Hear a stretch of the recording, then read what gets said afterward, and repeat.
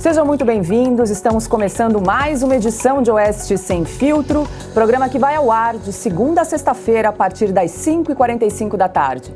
As principais notícias do dia são analisadas pelos nossos comentaristas. Aqui no estúdio, Augusto Nunes e Flávio Morgenstern. E Ana Paula Henkel, de Los Angeles. Oeste Sem Filtro e todos os programas da Oeste são transmitidos pelo YouTube. Nós continuamos também na plataforma Rumble.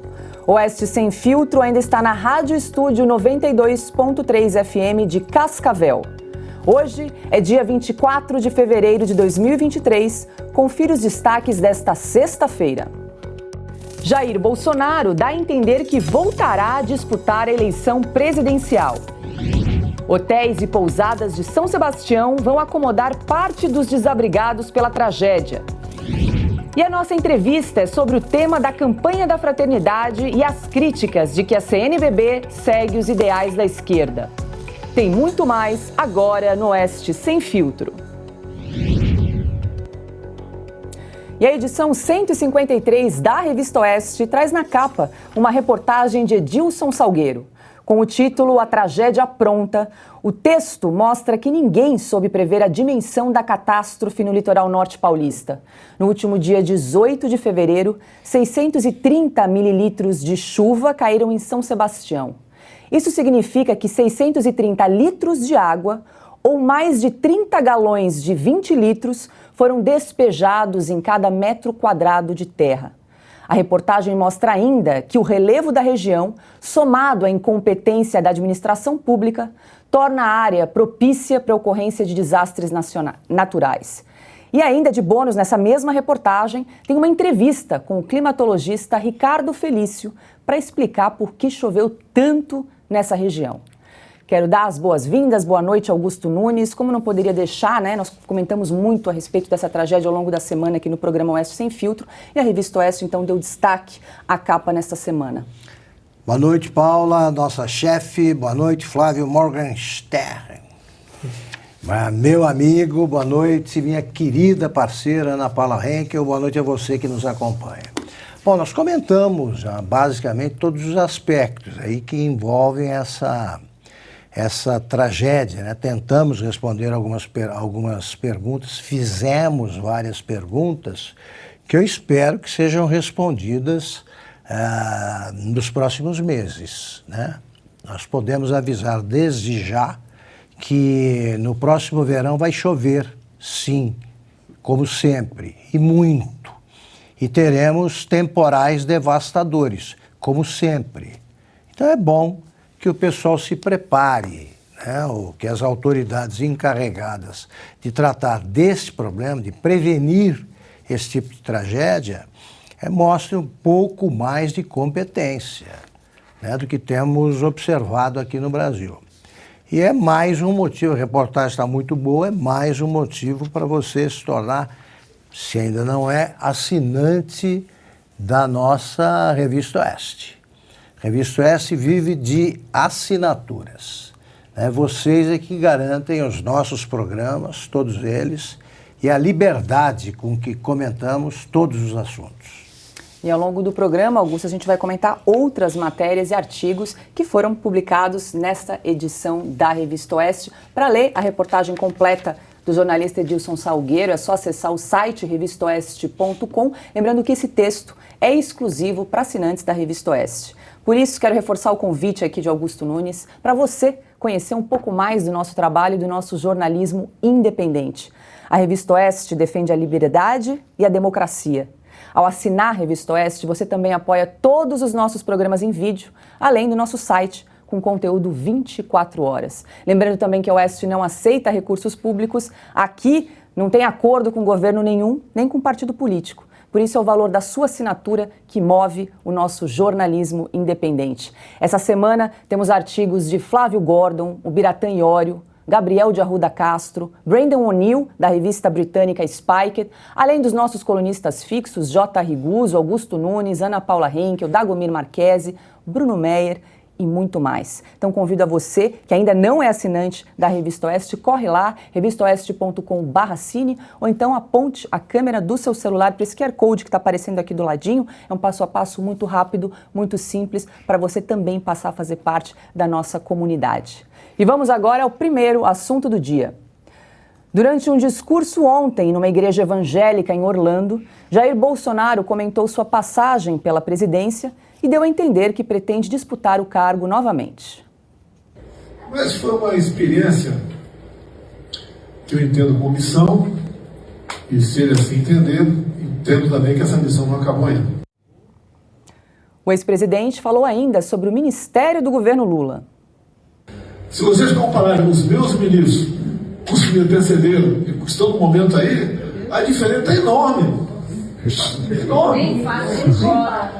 Tem alguns lá que, pelo amor de Deus, extrapolam.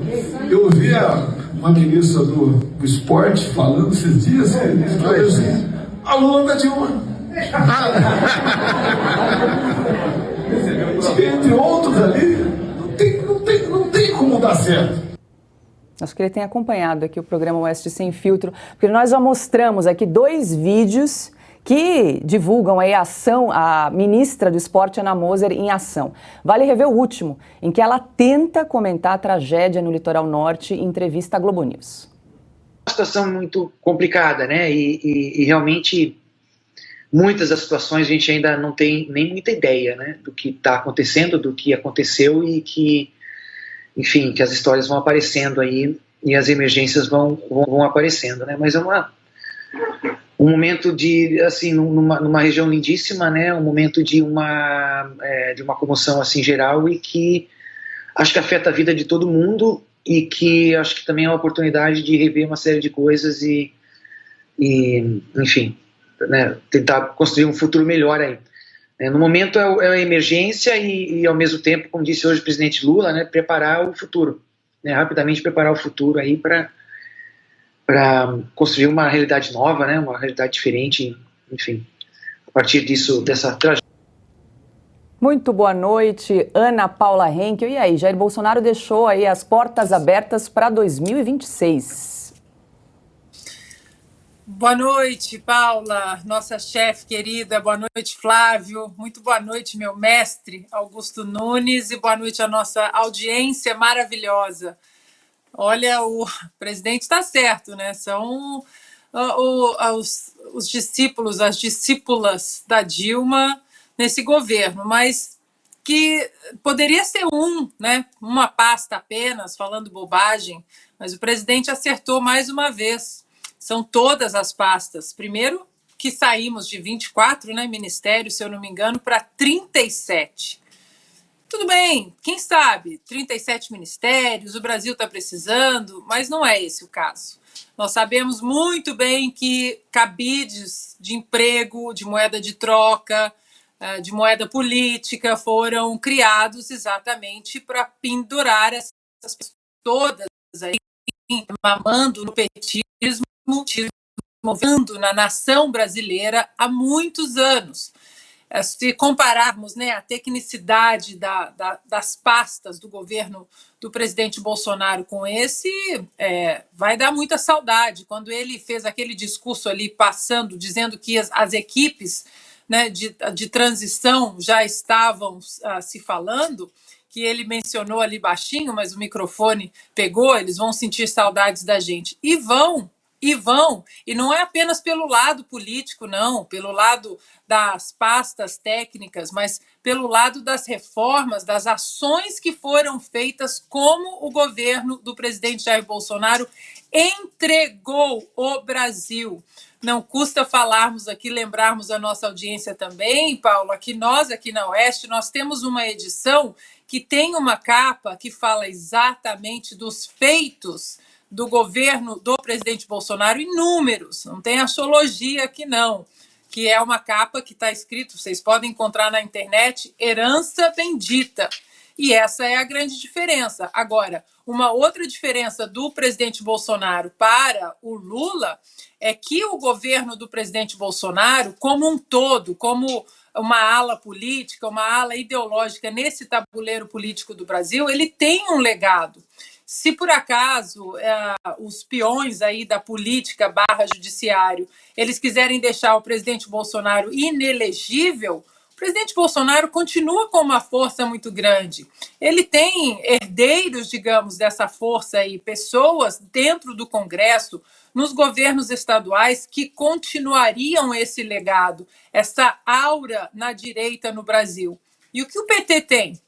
Primeiro que o Lula não deixou absolutamente ninguém crescer dentro do cenário político no Brasil, né? O narcisismo é tão grande que só ele pode aparecer. E nós sabemos que esse narcisismo todo é porque também não existe um projeto de nação, e sim um projeto de poder. Bolsonaro está nos Estados Unidos desde 30 de dezembro. No começo deste mês, ele disse que pretende voltar ao Brasil em março para liderar a oposição ao governo Lula.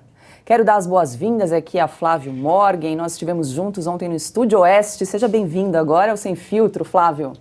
Muito boa noite, Paula. Muito boa noite, mestre Augusto. Muito boa noite, Ana Paula. E muito boa noite a nossa querida audiência que faz toda a diferença, que faz esse programa ser o que ele é. Sempre uma honra estar aqui conversando com vocês. Olha, Paula, o Bolsonaro, ele é um player muito grande no Brasil, não tem como negar isso. Temos de entender que ele, apesar de ter perdido as eleições, foram as eleições mais apertadas da história brasileira. Além disso, o Lula ele teve que juntar todo o sistema para lutar contra Bolsonaro. Ora, até George Soros teve financiamento aqui, praticamente criando uma ONG pela primeira vez, né? Quase uma criação de uma ONG jurídica, apenas tão somente para derrotar o presidente Bolsonaro. A gente viu que passavam filmes na Globo, filmes de super-heróis naquele momento, aquelas coisas mais potencialmente grandes, né, para o público juvenil, e todos os atores do filme estavam tweetando em português naquele momento, pedindo votos para o Lula. Ou seja, né, os atores americanos lá de Hollywood dando retweets em personalidades brasileiras falando tudo em português, pedindo voto, praticamente, no Lula. Ou seja, foi uma campanha gigantesca. Ainda assim, o Lula, que é uma personalidade com muito carisma, não dá para negar uma coisa como essa. Ele consegue enganar muita gente, outras pessoas que preferem ser enganadas de bom grado, né? E o que me assusta é que parece que são a maioria. Ele tem uma popularidade muito grande. Ainda assim, ele não conseguiu derrotar, fazer aquelas vitórias acachapantes, né? Aquele PT que conseguiu colocar Dilma Rousseff 2 vezes, uma coisa surpreendente na nossa história. Ou seja, o Bolsonaro é um player muito grande.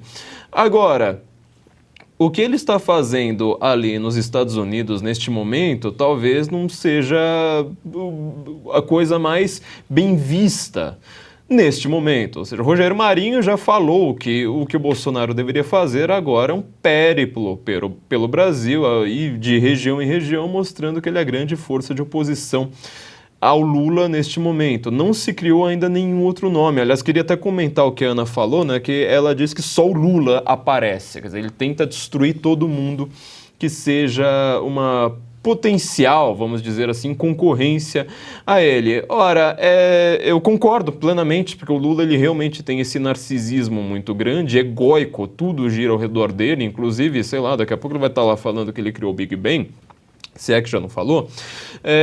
Mas tem um detalhe curioso, né? O Lula, para a esquerda, também ele é um centro.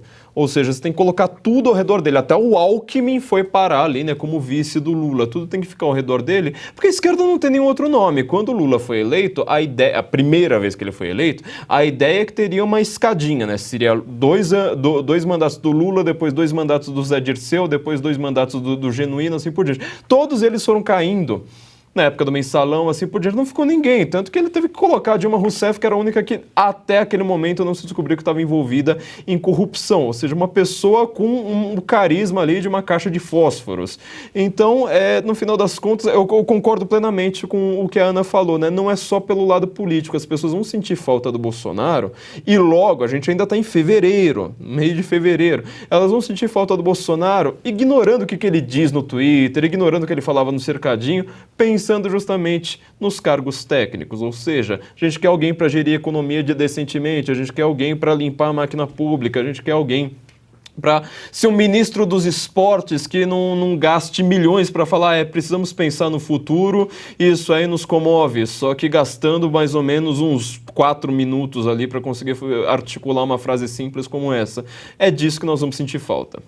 E aí, Augusto, o Bolsonaro diz que a missão não acabou, como diz o Flávio, ele é um player grande, importante, né? Mas existe uma estrada longa até 2026 e outros players, né? Outras lideranças políticas começam a despontar aí na direita, como por exemplo o Tarcísio de Freitas e também o governador de Minas, Romeu Zema. Como é que você enxerga aí esse xadrez político? Eu sei que está muito cedo para qualquer avaliação. Sim, é muito cedo, mas o Jair Bolsonaro é um candidato natural, né?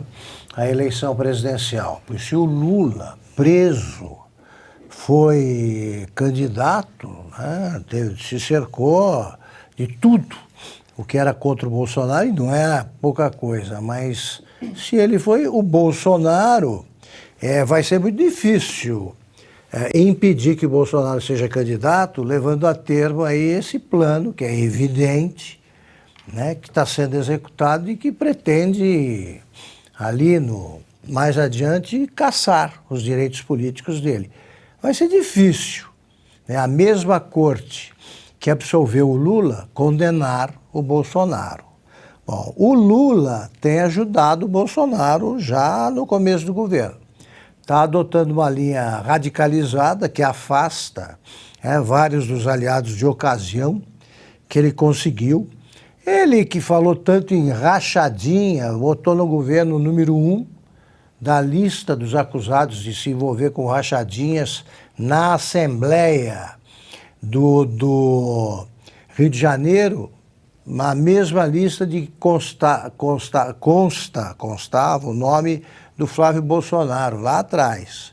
O líder está no governo. Está no governo uma protetora de miliciano, envolvida com milicianos. Quer dizer, o próprio PT está destruindo as acusações, está invalidando as acusações que fazia ao Bolsonaro.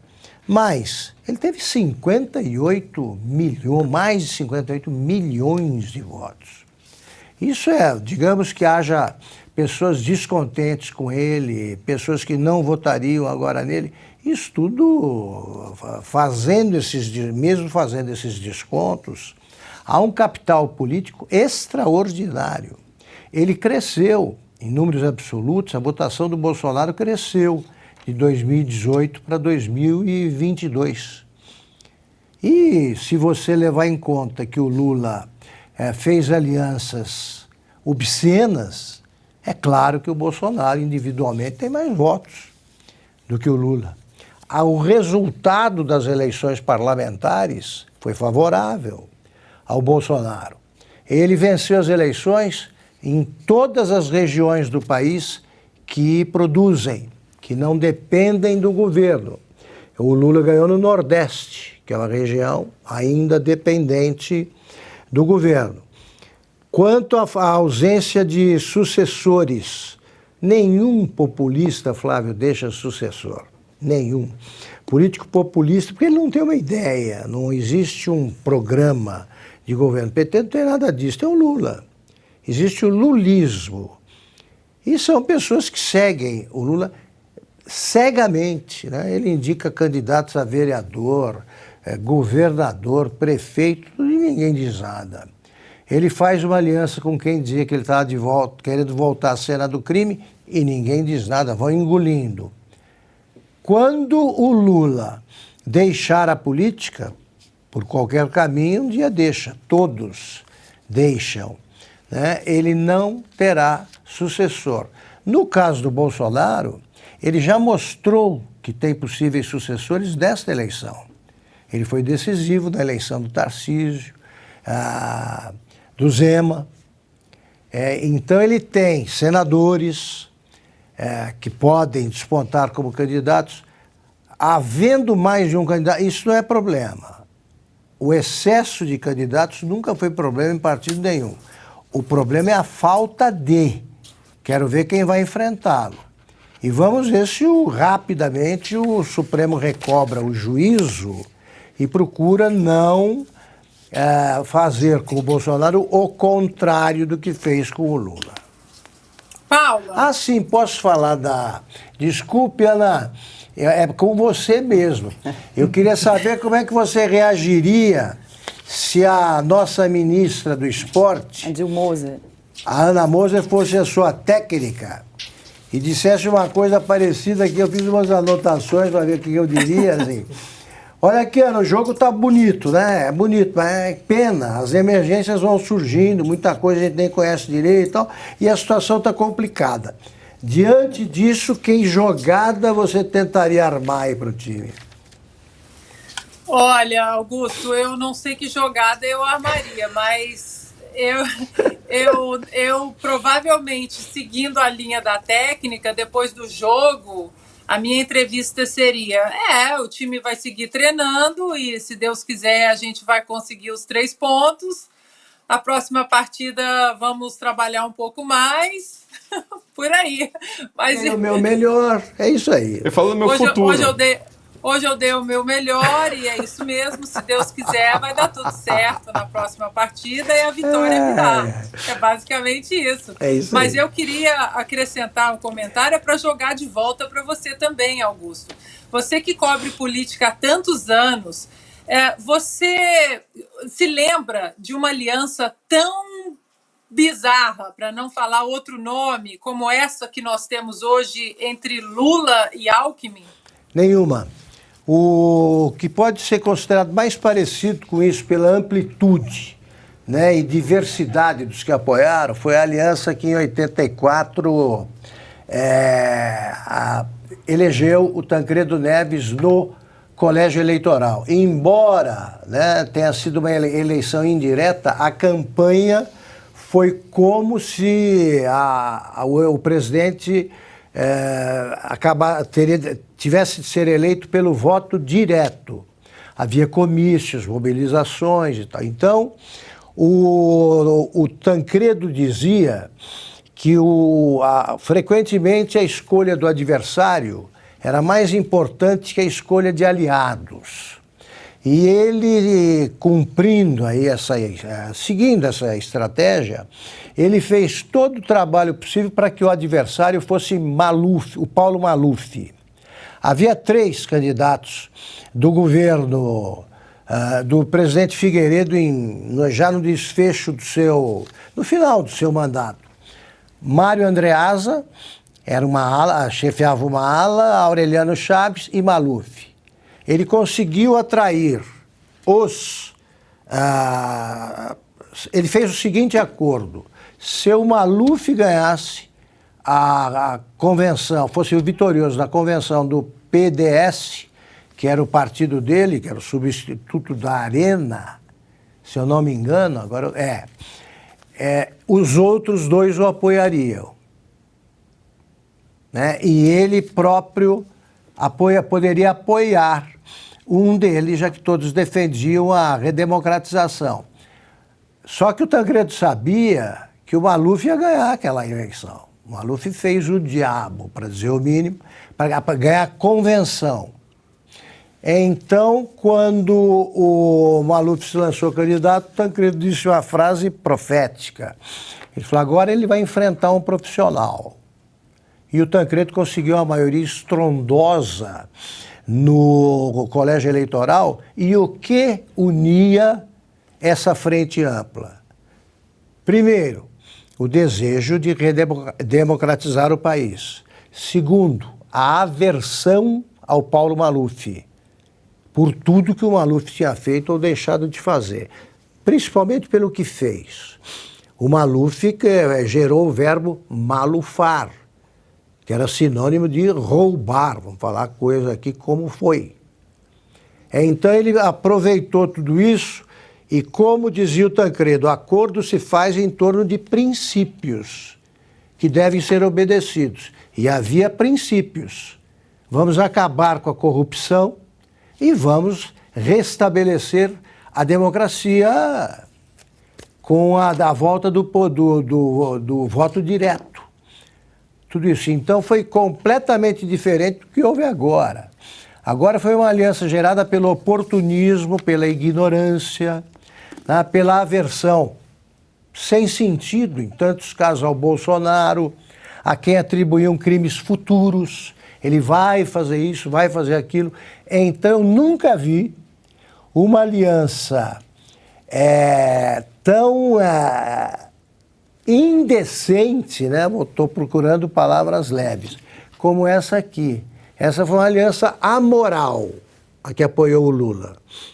Amoral, abriram mão de tudo. Para apoiar o Tancredo Neves, foi fácil. Os dissidentes do governo apoiaram um homem que começaria o discurso que não pronunciou, o discurso de posse, com uma frase que resume tudo. É proibido gastar. Ele queria fazer uma coisa sóbria, séria, sem corrupção e devolver o Brasil à democracia. Agora, 18h10. Numa entrevista ao jornal Folha de São Paulo, a deputada Carla Zambelli, do PL paulista, criticou o longo silêncio mantido por Bolsonaro depois das eleições. Abre aspas. Ele tinha que organizar a oposição, orientar a gente, ele tinha 28 anos de Câmara. Fecha aspas. Disse ainda que o ex-presidente já deveria ter voltado dos Estados Unidos para liderar a oposição. Em relação à possível candidatura de Bolsonaro à presidência em 2026, disse que a direita tem que ter 5 alternativas de candidaturas. Tem que ter Bolsonaro, Michele, os filhos de Bolsonaro, Tarcísio e outros. Carla Zambelli também tratou de questões ligadas ao STF. Disse que atacou o Supremo para proteger o ex-presidente e admitiu ter tentado falar com o ministro Alexandre de Moraes por telefone e também ter enviado um e-mail. Abre aspas. Alguns dias depois, minha rede foi devolvida. Pode ter sido um gesto. Estou à disposição dele para conversar, porque ele vai ser um alvo do PT daqui a pouco. Ontem à noite, Zambelli comentou a entrevista numa live. Quando eu percebi que, o Lula já é presidente, não tem como mais voltar atrás nisso, foi uma decepção para todos nós. Então agora é a hora de mirar no Lula.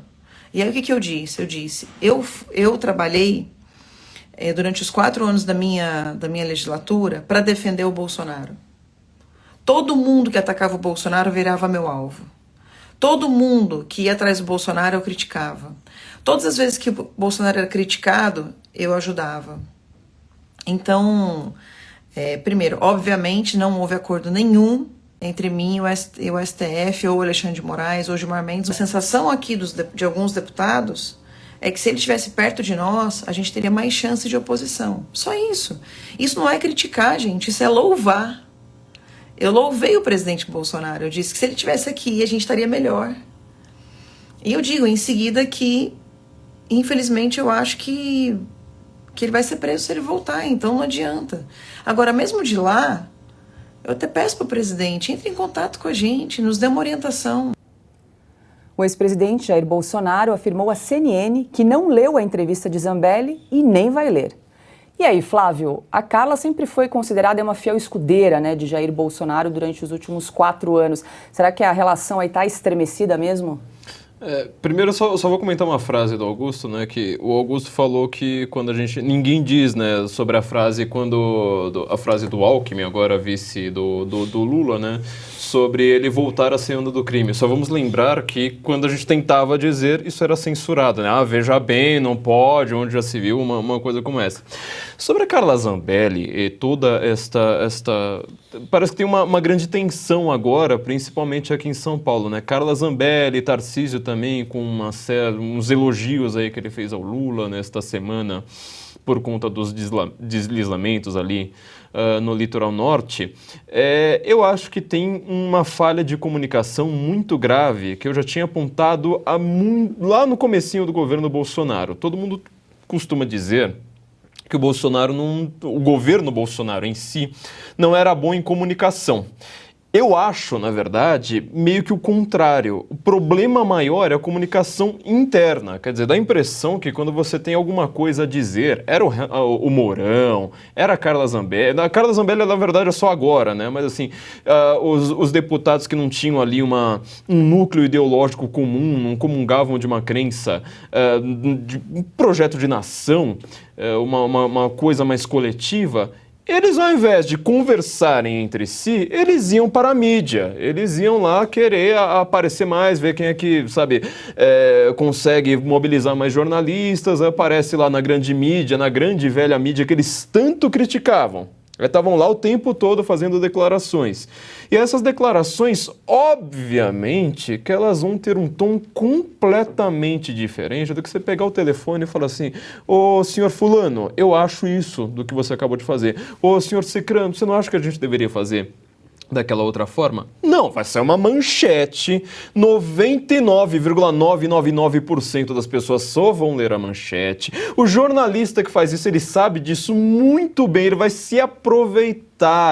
Nossa, ele vai dormir muito feliz por pegar aquela pior frase, ou então uma frase que fora de contexto ela fique horrorosa, e colocar lá na manchete. Mas foi exatamente o que aconteceu agora com a Carla Zambelli. Ela deu uma entrevista para a Folha de São Paulo. A Folha de São Paulo, você não precisa ser muito gênio para saber que tem um sentimento pela Carla Zambelli que talvez o mais positivo possível seja o desprezo, mas acho que boa parte ali da Folha de São Paulo, para não dizer ela como um todo, quer tratar a Carla Zambelli como uma barata, a ser pisada e chutada no lixo.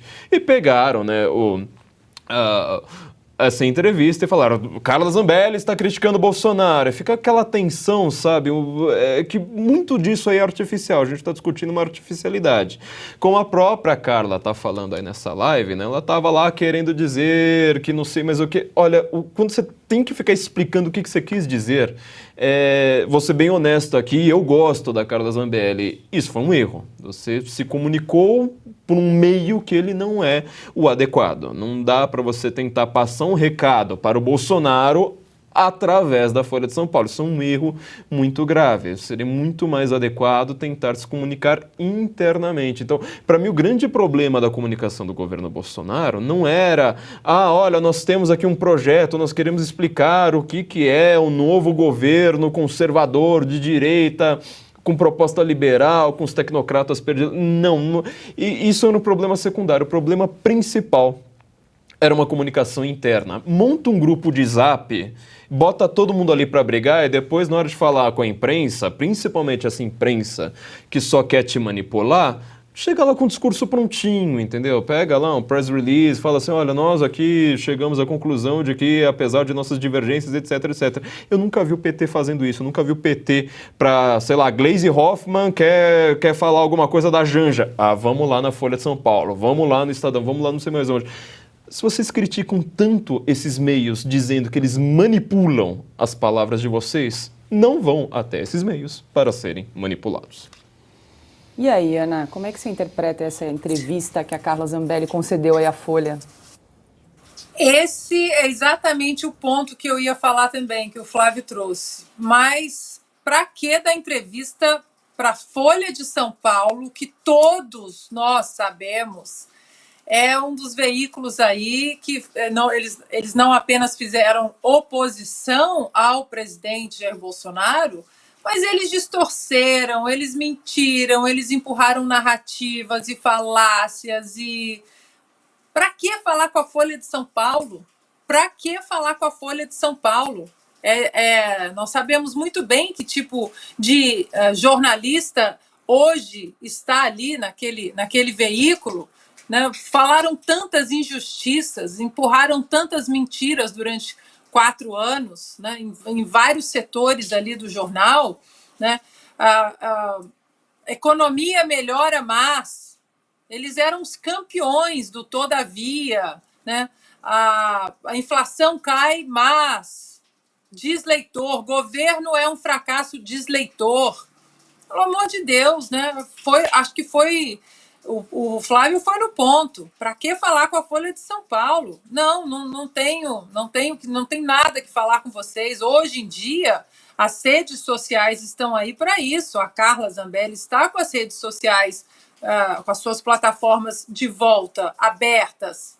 Faz uma entrevista ali, você com você mesmo, faz uma live, expõe os seus pontos. Agora, ficou confusa a explicação dela, porque ela disse que o presidente Bolsonaro precisa estar no Brasil, liderando, falando com eles. Mas aí depois ela fala: mas eu acho que o presidente Bolsonaro, se ele voltar, ele vai ser preso. Então, existe um barulho muito grande e esse barulho, como o Flávio também muito bem colocou, precisa ser resolvido internamente, né? Eu, no início, Paula, Flávio e Augusto, eu achava que o presidente Bolsonaro ele tinha que voltar para liderar.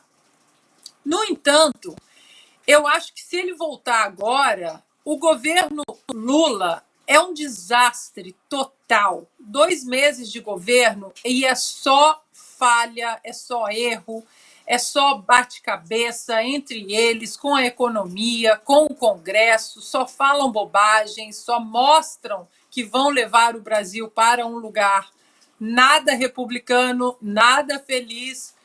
E o presidente Bolsonaro voltando hoje para o Brasil, acabou, a imprensa vai esconder esse desastre que está esse governo petista e só vai falar de Bolsonaro 24 horas por dia, 7 dias na semana, como a Folha de São Paulo, veículos como a Folha de São Paulo. Então, eu acredito, eu mudei de opinião, eu acho que o presidente Bolsonaro ele pode liderar, sim, esse movimento político dele, dos Estados Unidos por agora, porque ele voltando para o Brasil, eu acho que ele não vai ser preso. Eu acho que não, porque ele sendo preso, ele vira um mártir. E aí, essa bomba da direita que a esquerda ficou com muito medo nos últimos 4 anos, aí que ela cresce mesmo. Mas eu acho que vai tirar o foco do desastre que é este governo, porque este governo, em 2 meses, já é um desastre nas palavras, nas entrevistas, nas ações, nas propostas, é um verdadeiro desgoverno. E, para finalizar, Paula, eu acho que existe uma diferença muito grande entre o governador Tarcísio de Freitas, o executivo, se comunicar com o executivo Lula e Zambelli fazendo um cenário de paz com o presidente Lula. Zambelli é o legislativo, é a oposição, tem que estar ali botando o dedo na cara, tem que estar ali botando o dedo na ferida. O Tarcísio hoje é um governador de São Paulo, ele precisa sim ter uma boa relação com o governo federal. É como se a época dos furacões aqui na Flórida, o governador da Flórida, DeSantis, não falasse com o presidente Joe Biden. O executivo falando, os papéis são muito diferentes, não dá para a gente colocar todo mundo no mesmo cesto, porque o governador de São Paulo foi um ministro do presidente Jair Bolsonaro. Agora, o ponto principal para mim é esse, entrevista para a Folha de São Paulo, não dá. E aí, Augusto, parece que essa entrevista à Folha gerou mais ruído do que esclarecimento, né? O Bolsonaro já disse que não quer nem ler essa entrevista. Olha, a Folha, se eu desse alguma entrevista para a Folha, se eu fosse político, eu diria uma frase, a que eu quero que saia, e mais nada. Ficar respondendo, falando sobre outros assuntos, né? Fosse qual fosse a pergunta, que é a única maneira de você ter uma chance de passar o teu recado. Como essa chance é muito improvável, é melhor você não falar nada do que foi dito ali e estabelecer prioridades e assuntos que interessam. Vamos lá. Eu dizia há pouco que o Tancredo ensinava que a escolha do adversário é mais importante, frequentemente, que a escolha do aliado. Qual é o adversário principal? Eu gosto da Carla, é minha amiga. Qual é o adversário principal dos deputados ligados ao Bolsonaro? O Lula. Qual é o governo, agora que tem que ser analisado, visto de perto, com lupa, e vai fornecendo diariamente motivos aí para críticas, ataques? O governo Lula. Então, em princípio, você criticar um aliado já está errado. Tem que ter prioridades. Eu, por exemplo, se alguém vem falar, tá falando mal de alguém que é meu amigo, eu falo, olha, vem cá, faz o seguinte, como é meu amigo, você deve ter mais 30 pessoas de quem você pode falar mal, fala dos outros. Me poupa dessa aí, que aí a conversa flui mais naturalmente. Bom, nós não sabemos se o silêncio, quais serão os efeitos do silêncio. Não sabemos. Não sabemos por quê. Gente que ficou em silêncio saiu prejudicada. Outros não. O Getúlio Vargas, em 1945, depois de deposto, ele demonstrou uma popularidade monumental. Ele se elegeu, naquela época podia se candidatar para diferentes cargos e por mais de um estado. Ele se elegeu senador por São Paulo, apesar da Revolução de 32, hein? São Paulo e Rio Grande do Sul. E se elegeu deputado federal por 7 estados. Ele apareceu no Senado e começou a levar uma pancadaria, começou a pancadaria de todos os que foram adversários dele por 15 anos, né, que durou o governo culminou com o Estado Novo. Ele foi para o Rio Grande do Sul, ficou lá 3 anos, quase 4 anos, e até conceder aquela entrevista para o Samuel Weiner, que ele disse a frase famosa: voltarei, mas não como homem de partido, e sim como líder de massas. Pronto, voltou, ganhou a eleição. O que faltava para o Getúlio e falta para o Bolsonaro? Faltou e falta. Parlamentares que o defendam. Está errada essa história de você tratar o Bolsonaro como se fosse um outro Lula na contramão. É o Lula que fala pelo PT sobre tudo. O Bolsonaro tem que ter pessoas que o defendam. São os deputados eleitos, ou que já reeleitos, eleitos, são os senadores. Cadê a bancada de oposição? Tem que falar. Agora, esse tipo de apelo não faz o menor sentido. Assim, tem de aparecer alternativas, a direita precisa de alternativas, mas tem. O Bolsonaro conseguiu fazer com que ministros dele, pelo desempenho que ele permitiu que se desse, eles foram eleitos senadores, deputados, e tem as alternativas. Agora, o líder, como ele já é tão atacado, por que ele vai ser criticado agora por parlamentares que poderiam ligar para ele, telefone, e dizer: olha, acho que o senhor deve voltar, o senhor deve ficar aí ou não. Só saberemos se foi bom ou não depois. Mas, meu Deus, estão repetindo o Getúlio. O Getúlio Vargas se suicidou por não saber da popularidade que tinha. Só apareceu depois do suicídio, numa manifestação gigantesca no Rio de Janeiro, já com o Getúlio morto, e os supostos vencedores tiveram de se esconder por 4 dias. E todos os jornais foram empastelados, com exceção da Última Hora. Mas não havia um partido que o defendesse e ele se achou só, se julgou só, não estava. No caso do Bolsonaro, deixa para discutir esse problema depois. Agora é a vez do Lula. Ou jamais o Lula será vidraça? Para arrematar, diga lá, Flávio. Paulo Augusto não pode fazer um alto jabá, mas então eu faço por ele, nessa história que o Augusto está contando do Getúlio, que ele deu essa entrevista, né, o Samuel Weiner. O Augusto Nunes tem um livro, né, sobre o Samuel Weiner, na Minha Razão de Viver, contando justamente essas histórias de como o Weiner acabou criando, né, do moderno jornalismo brasileiro. Tem um livro do Augusto aí justamente contando essa história, que esse jornal, inclusive, contou, né, com apoio financeiro ali do próprio Getúlio.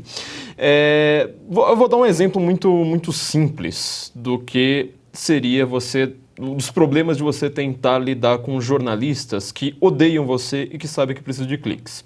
Eu poderia soltar a frase agora, aproveitando que a Ana falou ali, ó a frase, ó. Eu quero que o Bolsonaro volte ao Brasil e que ele seja preso. Afinal, ele viraria um mártir, né? Ele viraria um mártir, eu acho que dificilmente ele perderia uma eleição se ele voltasse e fosse preso.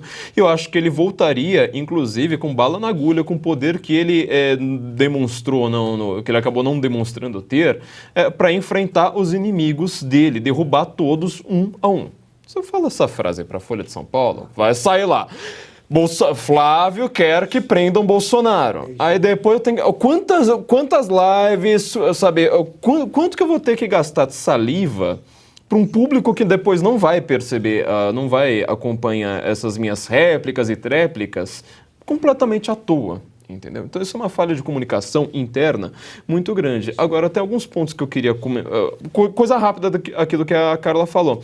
Eu acho que nós temos realmente uma falta de liderança, porque nós entramos com vários deputados ali que eles vieram do ativismo de rua. A própria Carla, já conversei com ela sobre isso, ela se reconhece como uma deputada do ativismo de rua. Nós não temos intelectuais. Veja que os grandes deputados da esquerda, eles fizeram vários deputados por décadas, a gente está falando de uma história que tem provavelmente mais de um século, vários que vieram do ativismo de rua, mas eles também vieram com intelectuais, eles vieram com burocratas, eles vieram com pessoas que entendem do regimento interno da Câmara, coisas desse tipo. Está faltando também oratória, está faltando leitura, está faltando que deputado, ao invés de ficar postando nas redes sociais o tempo todo sobre as notícias, inclusive pegando, né, as nossas notícias e tratando como se fosse em meio deles, eu quero que esses deputados mostrem de noite, ao invés dos jantares que eles estão fazendo, né, falando, olha que absurdo que está acontecendo, né, eu quero que eles mostrem, olha, eu estou aqui conversando com o pessoal do direito, com os maiores constitucionalistas do Brasil, estou indo fazendo périplo aqui por escritório de advocacia por escritório de advocacia, para mostrar os erros, os crimes que estão cometendo, catalogar tudo, sabe, fazer alguma coisa, as leituras, eu tô aqui com um livro de 800 páginas na mão, quero encerrar ainda essa semana, quero que o deputado faça isso. E uma última coisa que realmente eu concordo, e concordo muito aqui com o que o Augusto falou, a direita precisa ter vários nomes e nós já temos. Agora é hora de trabalhar, demonstrar força, tal como a esquerda sempre faz. Por que o Ciro Gomes está sempre nas eleições? A gente sabe que ele nunca vai ser eleito, mas é aquela coisa, se der um problema com o Lula ali na última hora, eles têm um backup, entendeu? Nós não temos ainda isso. Queria só completar, quanto aos alvos, né, houve uma omissão imperdoável, mas involuntária. Entre os alvos continuam figurando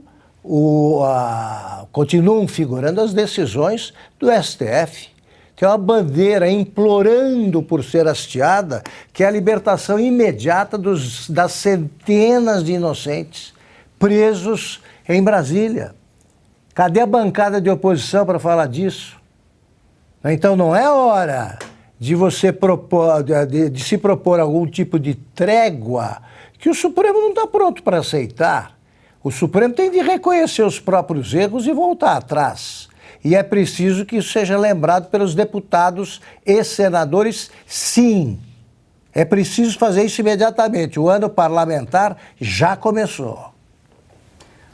O Flávio, só se lembrou do livro Minha Razão de Viver, do Augusto, que, aliás, é um livro altamente recomendado para todo mundo que quer conhecer um pouco mais da vida política brasileira. E o nosso grande Fiuza já admitiu que decidiu fazer jornalismo depois de ler, inspirado no livro Minha Razão de Viver. Que é uma honra.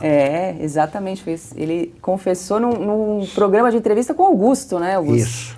Então, vale a pena, fica a dica aí, um belíssimo. As pessoas precisam saber, inclusive, das relações do jornalismo com o poder, que naquela época era uma tensão muito grande, e boa parte do que nós vemos no jornalismo moderno, né, atual brasileiro, é um rescaldo, é um reflexo daquilo que aconteceu ali, né, com o governo ditatorial do Getúlio e com o jornalismo que antes era, tenta ler, né, um Júlio de Mesquita, que é praticamente o Euclides da Cunha, e ver a diferença do que foi esse jornalismo mais certinho ali, mais facilitado ali para as massas. É isso aí, agora 18 horas 33 minutos, estamos ao vivo no canal da Revista Oeste no YouTube e também na plataforma Rumble. Rumble se escreve R-U-M-B-L-E, mais de 50 mil pessoas nos acompanhando agora. Muito obrigada pela sua audiência, pela sua companhia. A gente convida você a se inscrever no nosso canal, deixar o seu comentário, o seu like, o seu joinha e também participar do nosso chat e também compartilhar esse link nas suas redes sociais, grupos de WhatsApp, Telegram. É muito importante que esse programa chegue cada vez a mais pessoas para a gente fortalecer aqui a nossa comunidade da Revista Oeste. E a gente segue agora com mais notícias e informações, porque a campanha da Fraternidade foi lançada nesta semana e nós comentamos aqui no programa. O tema é Fraternidade e Fome e o lema, dai-lhes vós mesmos de comer. A CNBB seguiu os dados usados pelo governo federal. divulgou que são 33 milhões de pessoas em situação de fome, número de um levantamento questionável da Rede Brasileira de Pesquisa em Soberania e Segurança Alimentar e Nutricional. Lula, claro, elogiou a CNBB. Disse que a campanha não poderia estar mais conectada com os esforços para o Brasil, fraternidade e combate à fome. Nas redes sociais, a CNBB vem recebendo uma série de críticas de que estaria promovendo ideias da esquerda. Inclusive, vale lembrar, na semana passada nós comentamos bastante aqui no programa Oeste Sem Filtro, porque a fome, né, essa questão dos 33 milhões de famintos no Brasil, foi a reportagem de capa da Revista Oeste da semana passada. Tá aí, então, obrigada à produção, a fraude dos 33 milhões de famintos. Ao longo de 2022, aliados de Lula repetiram que 15% dos brasileiros passavam fome. Agora, a CNBB vai endossar a mentira na campanha da fraternidade. Então, nós já antecipamos na semana passada essa matéria de capa da Joyce Maffezoli. E, para falar sobre esse assunto, nós vamos agora na hora de entrevista aqui no programa Oeste Sem Filtro.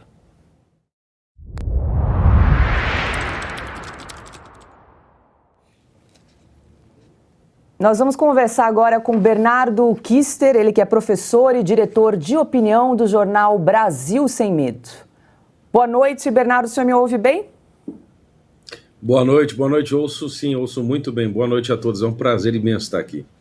Seja muito bem-vindo aqui ao programa Oeste Sem Filtro. E eu quero perguntar, porque na sua rede social, acho que foi no Instagram, você escreveu, né, que a campanha da fraternidade de 2023 é a mais perigosa de todas até agora. Quero entender por quê. Veja, é preciso só explicar muito claramente que a campanha da fraternidade que a CNBB realiza, que é a Conferência Nacional dos Bispos do Brasil, ela acontece no Brasil desde 1964, né? Assim, é um número mágico na esquerda brasileira. Só que ela começa a se politizar a partir dos anos 70 com o início oficial da Teologia da Libertação, que é aquele braço comunista na Igreja Católica. E de lá para cá, a CNBB vem utilizando desse período quaresmal, que inicia na quarta-feira de cinzas e termina no domingo de Ramos, para, primeiro, criar o que eles chamam de consciência social, que nada mais é do que, de algum modo, convencer a pessoa a colaborar com o movimento revolucionário de esquerda sem que ela perceba, né? Ou seja, nem que seja adotando a linguagem, contribuindo financeiramente nas coletas, etc., para que elas contribuam para a ascensão da esquerda, a ascensão do PT. O próprio Lula admitiu 1000 vezes que ele não seria nada sem a Teologia da Libertação, e a CNBB acaba sempre ajudando como um braço. Só que isso sempre foi muito escrachado na campanha da fraternidade. Você sempre via coisas aberrantes, né? Aquelas coisas típicas de esquerdista em todas as campanhas. Porém, nesta, após anos de crítica que, modéstia à parte, eu tenho encabeçado desde 2018, eles aprenderam a não ter mais aquela linguagem explícita, então agora abusam de linguagem metonímica, de eufemismos, né? Estão atenuando certas expressões. Eles não usam mais o golpe da Dilma de 2016, agora eles usam desmonte das políticas públicas dos trabalhadores em 2016 para falar do que eles chamam de golpe, que foi o impeachment da Dilma. Usam estatísticas mentirosas, como vocês bem apresentaram aí, a respeito da fome, dos 33 milhões, enquanto que o Banco Mundial, que não é uma organização católica de maneira alguma, diz que no Brasil, no máximo, você tem entre 4 e 5 milhões de pessoas em situação de fome de verdade. Agora, eles chegam a dizer, eu estou até aqui na minha mão, com o livrinho da campanha da fraternidade, que assim, o que para o meu desespero, para o bem da minha alma no purgatório, que eu acho que eu devo ter perdido uns anos de purgatório lendo isso, eles dizem que no Brasil há 125,2 milhões de pessoas que convivem com alguma insegurança alimentar. Mais de metade do país está em insegurança alimentar, só que é claro, a gente sabe que esse é um jogo de palavras. Então eles fazem uso desse tipo de situação para promover este, vamos dizer, esquerdismo bisuntado de óleo e água benta para ajudar um projeto revolucionário que é promovido por bispos no Brasil. Não são todos, é preciso dizer, há excelentes bispos no Brasil, mas infelizmente quem está à frente da Conferência Nacional dos Bispos do Brasil tem conduzido essas campanhas para estes fins. Inclusive, é preciso dizer aqui que, usando o dinheiro dos fiéis, que supostamente deveria ir para instituições de caridade, mandando no passado para organizações sindicalistas, mandando para organizações que promovem explicitamente o aborto, ideologia de gênero e esses absurdos. Ou seja, a Igreja Católica não tem nada a ver com isso. né? Então eu recomendo aos fiéis que fiquem atentos e vejam o meu conteúdo na internet, porque eu tenho explicado muito bem em detalhes a respeito desta campanha, porque ela está mais sutil e usa um tema sensível e por isto sim pode seduzir mais fiéis. É por isso que eu digo que é a mais perigosa de todas. Quem pergunta agora é Augusto Nunes. Bernardo, boa noite, é um prazer estar conversando com você aqui, muito obrigado. Você se referiu agora, você fez uma ressalva agora, segundo a qual nem todos os bispos concordam com essa linha esquerdista adotada pela CNBB. Eu te pergunto o seguinte, é expressivo o número de bispos que discordam do que faz há tanto tempo a CNBB, Bernardo? É, Augusto, é expressivo. Eu mesmo conheço vários, poderia citar uns 10 aqui, pelo menos de cabeça. Só que é o seguinte, assim como acontece, por exemplo, no meio político, é mais ou menos, tá? Não é igual, mas é mais ou menos o que acontece, Augusto, no meio da hierarquia católica. Por quê? A estrutura da igreja, ela funciona basicamente assim, é papa, bispo, padre, fiel. É muito simples entender isso. Foi assim por 2000 anos. O problema é que a partir dos anos 52, por influência do senhor Dom Helder Câmara, que era conhecido como arcebispo vermelho, né, aquele que o Nelson Rodrigues dizia que só olhava para o céu para ver se ia chover, né, se ia pegar um guarda-chuva, né, ou seja, um homem que praticamente não tinha fé, segundo o entender do Nelson. Ele ajudou a criar, ele ajudou a criar esse organismo chamado Conferência Nacional. É uma jabuticaba brasileira que depois se espalhou para as igrejas no mundo inteiro, a partir dos anos 52, que o Pio XII autorizou, o Papa da época. E essa estrutura episcopal nacional acabou, de algum modo, mudando certos centros de pressão política dentro da igreja, porque antes o bispo ele se reportava à sua diocese e prestava contas ao Papa e à sua cúria. Hoje não, ele é influenciado por núcleos de poder regionais da conferência e nacionais. Então você pode até ter bispos bons no meio disso tudo, só que a cúpula, o pessoal que aparelha, que tem tempo de militar, que não está fazendo o trabalho que um bispo deveria fazer, está lá aparelhando a Conferência Nacional e exercendo pressão nos bispos bons. Então eles existem, há vários deles eu conheço, que inclusive não promovem e combatem veladamente a campanha da fraternidade, mas eles não podem se expressar, porque se expressarem podem ser cerceados por seus pares que estão nos grupos de poder. Infelizmente eles não são a maioria, né, esses, vamos dizer, esquerdistas, mas eles estão em pontos chaves, como todo esquerdista que não trabalha, que só milita, consegue, vamos dizer assim, se articular desta maneira. Quem pergunta agora é Ana Paula. Eu diria, Augusto, só para fazer uma ressalva, eu diria que os bispos bons, que nós podemos dizer assim, católicos, são cerca de 30%, 40% no Brasil. Eu acho que até bastante, né? Bastante. Diga lá, Ana. Boa noite, Bernardo. Um prazer ter você aqui com a gente. Eu acho que eu tenho que te agradecer como católica, apostólica, romana. Eu tenho que te agradecer publicamente o trabalho que você faz, porque muita gente acha que a CNBB faz parte, né, da Cúria Romana, da hierarquia do Vaticano, e não faz. Eu trouxe essa notícia aqui, sempre repito, e muitas pessoas entraram em contato e ficaram chocadas, né, dizendo não sabia que a CNBB não faz parte da estrutura de poder, né, oficial, digamos assim, da Igreja Católica. Portanto, eles não nos representam, nós católicos não respondemos à CNBB. E eu, como a grande devota do nosso Santo Papa, né, João Paulo II, ele que sempre dizia, ele que viveu o comunismo, lutou contra o comunismo, e ele que sempre, quando foi elevado a pontífice em 1979, uma das principais e primeiras ações dele foi exatamente apontar os comunistas dentro da igreja e tirá-los de dentro da igreja. Ele sabia desse perigo.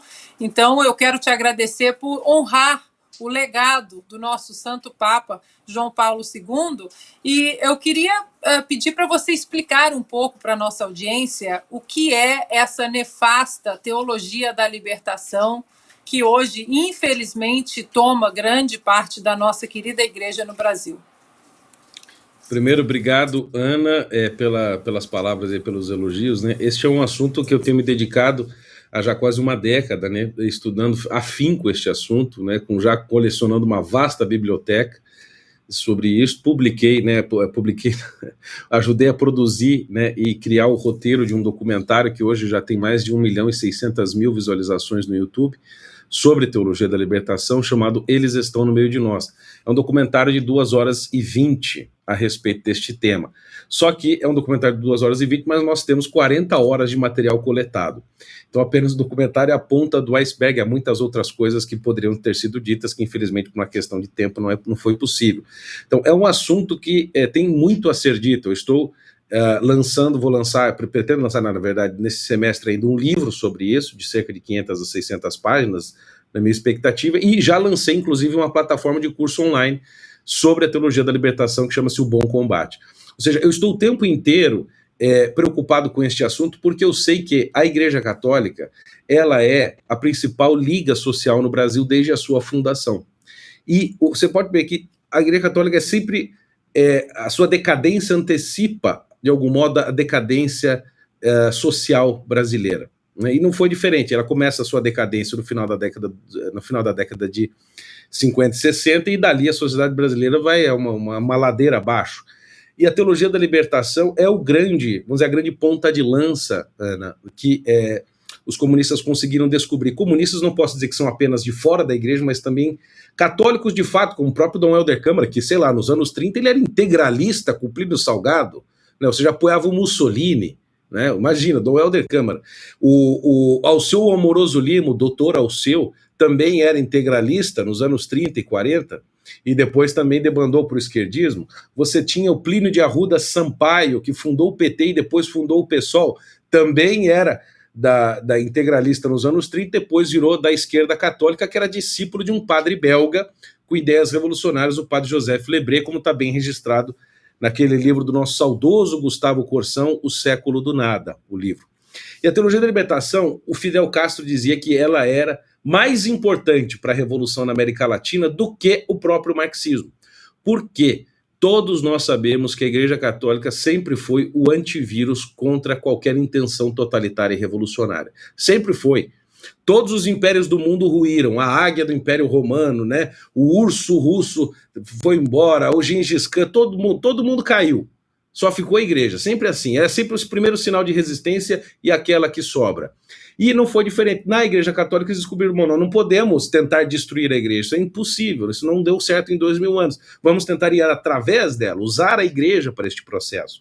Então, uma série de intelectuais nos anos 70, como o Gustavo Gutierrez e o Hugo Asman, que é brasileiro, o outro é peruano, viram um movimento de esquerda cristão aqui na América Latina, por exemplo, a Ação Popular, que tinha vindo da Juventude Universitária Católica, do Betinho, do Aldo Arantes e de todo este povo aí, eles tinham virado um grupo altamente revolucionário, esses cristãos de esquerda nos anos 60. Esses intelectuais nos anos 70, o Gutierrez e o Asman, viram esse movimento sem ideia, sem uma unidade de discurso, ou seja, eles não tinham um discurso, uma linguagem em comum. Eles veem aquele movimento revolucionário desorganizado, teologicamente e linguisticamente, e a teologia da libertação nada mais é do que a apropriação e a injeção de energia intelectual no movimento anárquico cristão revolucionário dos anos 60, que era basicamente a Ação Popular em seus outros braços, como a Univolante e todos aqueles movimentos dos anos 60.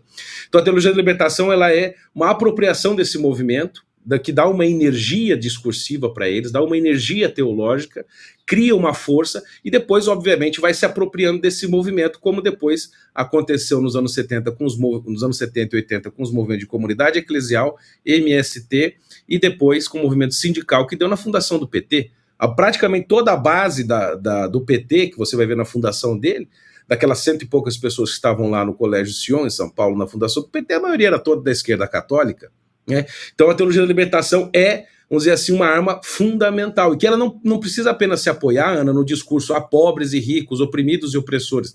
Ela pode hoje se fazer do uso do identitarismo, da questão racial, da questão de gênero, da questão de imigração, pode usar também outras armas, não importa, o que importa, como diria o Saul Alinsky, é a revolução, não importa o assunto a gente muda, o objetivo político é sempre o mesmo, está no poder. Nós estamos conversando com o professor, ele também que é diretor de opinião do jornal Brasil Sem Medo, Bernardo Kister. Quem pergunta agora é Flávio Morgan.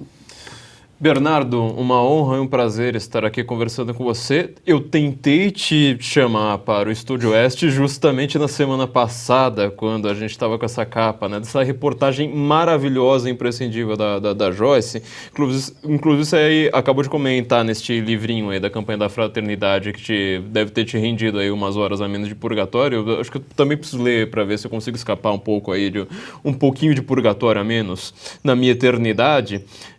Como que se faz, como se cria, na verdade, né? Você inventa esses dados, né, de 120 milhões de pessoas com insegurança alimentar, né? Ela conseguiu mapear que, por exemplo, a pergunta feita no auge da pandemia, na hora que estava tudo ali parado, era perguntar para as pessoas, olha, você está com medo de passar fome algum dia? Bom, até a classe média alta estava falando naquele momento, sim, claro que eu estou com medo. Aí aparece depois Marina Silva, né, dizendo que tem 120 milhões de pessoas passando fome no Brasil e aí não tem nenhuma agência de fact-checking para analisar isso.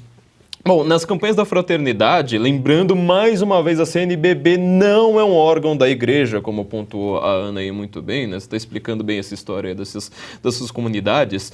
Ela vem inventando, né? Toda a política do PT é sempre um ano ali com um detalhe da política. Já foi desarmamento, já foi, sabe, todos os detalhes ali das campanhas do PT. A pergunta que eu quero te fazer é: dá para a Igreja Católica, alguns fiéis, não sei como aí, essa dúvida, montar uma espécie de CNBB do B aqui no Brasil? Fala, uma CNBB que preste, sabe? Juntar bispos, religiosos, leigos, pessoas que simplesmente se interessem, para poder fazer uma pressão também para o outro lado. Porque uma coisa que é curiosa é que em países como Alemanha, França, mesmo nos Estados Unidos, a Igreja Católica ela é entendida como uma força reacionária, conservadora, ultrapassada, medievalista, etc. Aqui no Brasil... Só na Alemanha que não, né? A Alemanha agora não por causa do racha, né? Alemanha e Áustria ali com os discípulos do Runner.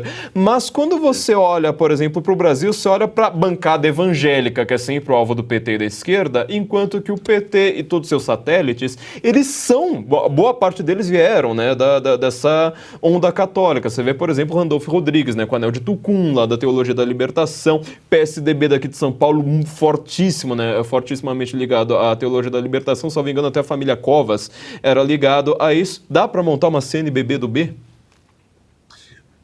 Olha, Flávio, obrigado pela pergunta. Então, só ressaltando mais uma vez o que foi dito, até a Ana perguntou isso, eu me perdi na explicação e não explicitei, né?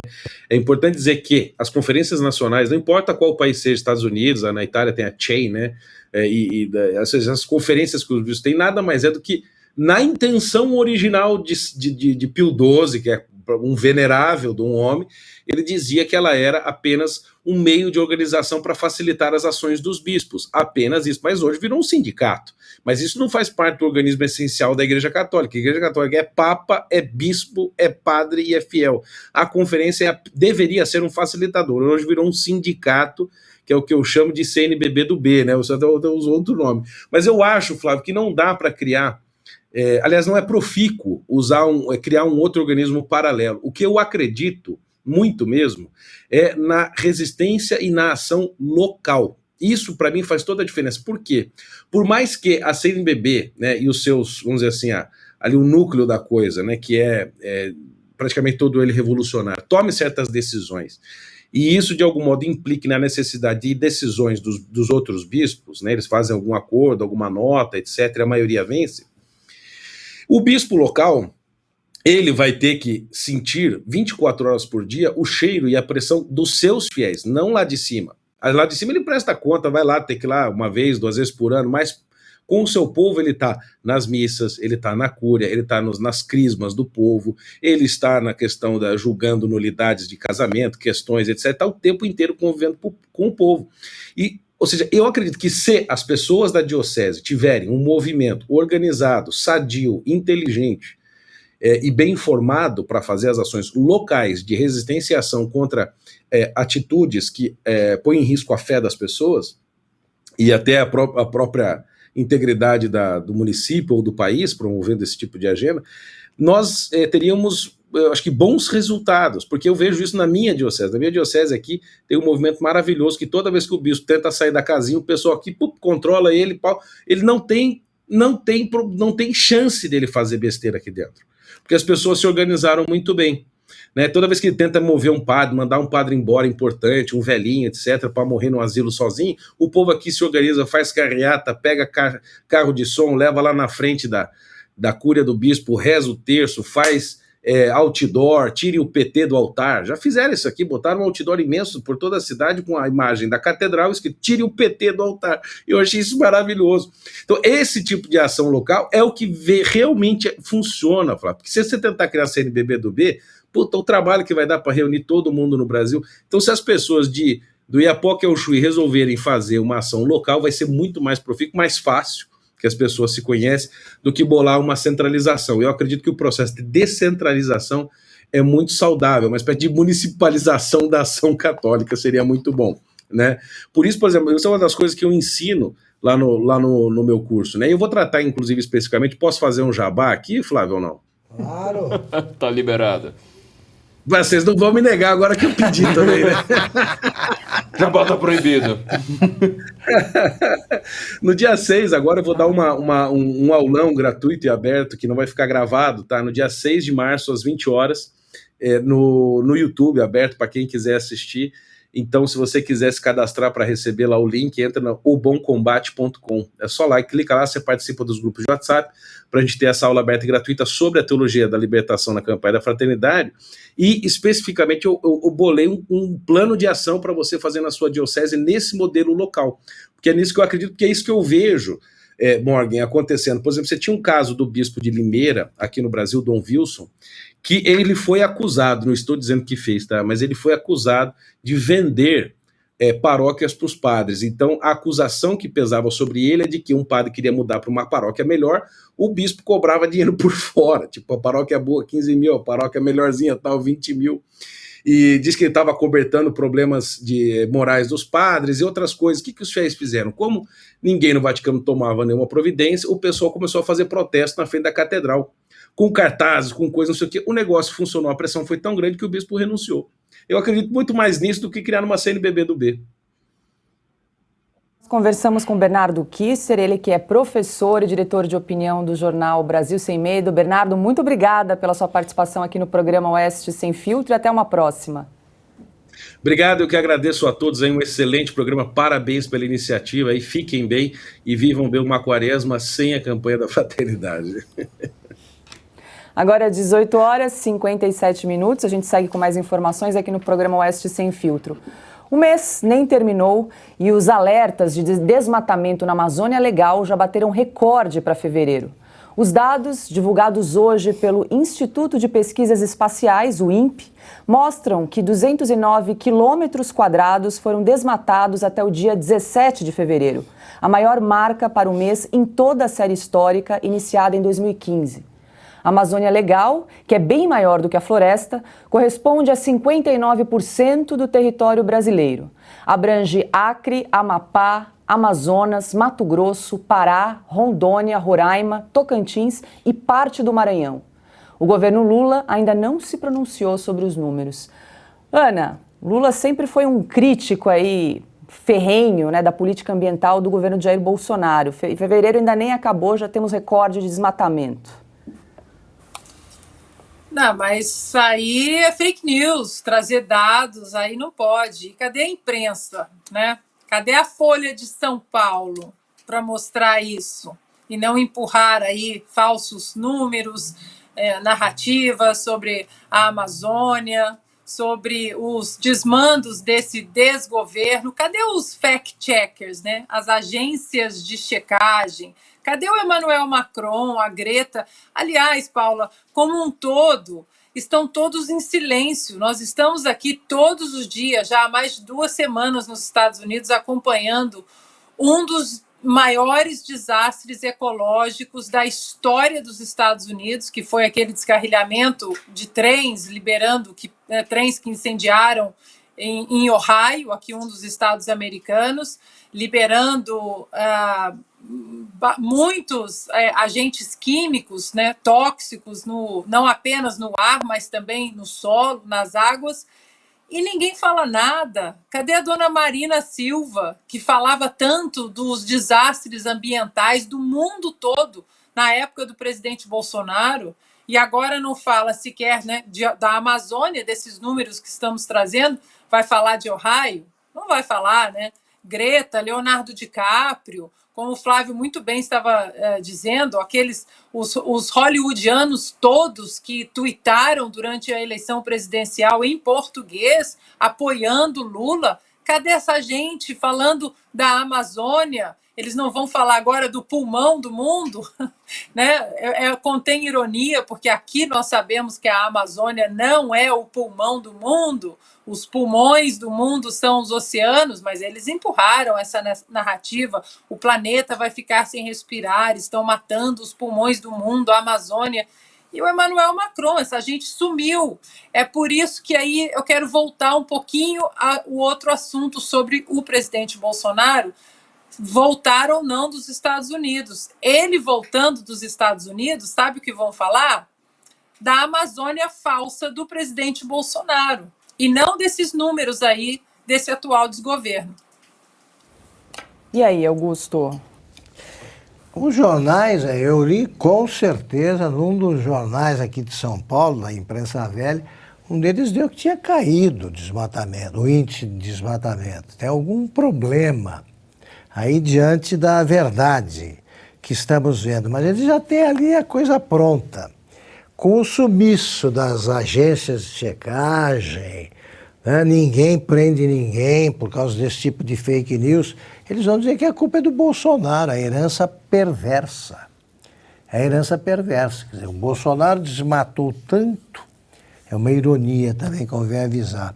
Augusto, só para ser honesto, aqui em janeiro os dados do INPE mostraram queda no desmatamento da região. Em janeiro. Em janeiro. A gente está comentando aqui fevereiro. Agora cresceu. Isso. Então o Bolsonaro não conseguiu produzir efeitos, a herança perversa só produziu efeitos agora. É o que eles dirão, né? Por um mês.